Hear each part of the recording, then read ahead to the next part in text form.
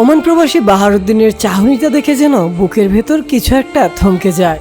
চোখে জল নেই, মুখে শব্দও নেই, তবু সেই দৃষ্টির ভাষায় যেন বলে দেয়, আমার তো সব কিছুই চলে গেছে। পাথর হয়ে যাওয়া চেহারার প্রশ্ন, এত একসাথে, মা, স্ত্রী, মেয়ে, নানি, ভাবি, ভাইজি, এক একটা মুখ, এক একটা সম্পর্ক, সবই আজ নিথর। চোখের সামনে যে জীবন গড়তে চেয়েছিলেন, আজ সে জীবন শূন্য, এক কবরে শুয়ে আছে। হায় রে জীবন, শুধু একটি ঘুম, একটি জানালা আর কয়েকটা বন্ধ দরজা, তাতেই তলিয়ে গেল বাহারের পুরো আকাশ। চারপাশে হাজারো মানুষ, কিন্তু তার পৃথিবী এখন একেবারেই খালি। স্বপ্ন যাবে বাড়ি আমার, এই লাইনটি লিখেন ওমান প্রবাসী বাহারুদ্দিন। একটি ছবিও পোস্ট করেছিলেন ফেসবুকে। মরুভূমির উত্তপ্ত সূর্যকে বিদায় জানিয়ে ফিরছিলেন নিজের দেশের আলোয়, মায়ের আঁচলে মুখ লুকাতে, মেয়ের মুখে চুমু খেতে, স্ত্রীর হাসিতে জীবন সাজাতে। বাহার ফিরলেন আপন ঠিকানায়, আর ঠিক তখনই তার পরিবার সবাই একটি গাড়িতে করে এয়ারপোর্ট যাচ্ছিলেন তাকে বাড়ি নিয়ে আসতে। 3টি প্রজন্ম, নানি, মা, স্ত্রী, কন্যা, ভাইজি এই গাড়ির ভিতর ছিলেন। বাহারের পুরো পৃথিবী, একে একে যাদের জন্য সে মধ্যপ্রাচ্যের মরুভূমিতে জ্বলে পুড়ে দিন পার করেছে। ঈদ কেটেছে নির্জনে, জন্মদিনের ভিডিও কলেও পাশে শুধুই অপেক্ষা।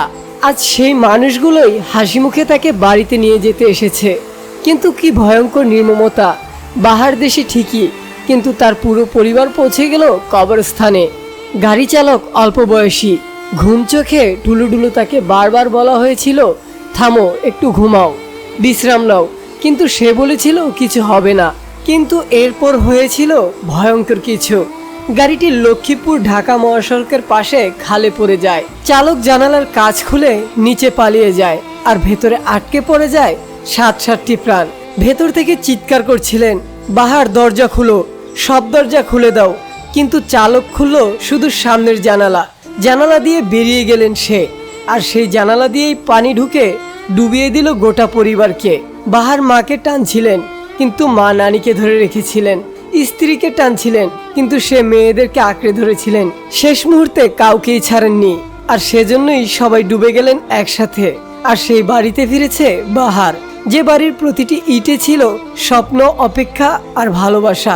কিন্তু এখন সেখানে শুধু মানুষ কাঁদছেন, বাঁশ কাটা হচ্ছে, খোঁড়া হচ্ছে কবর।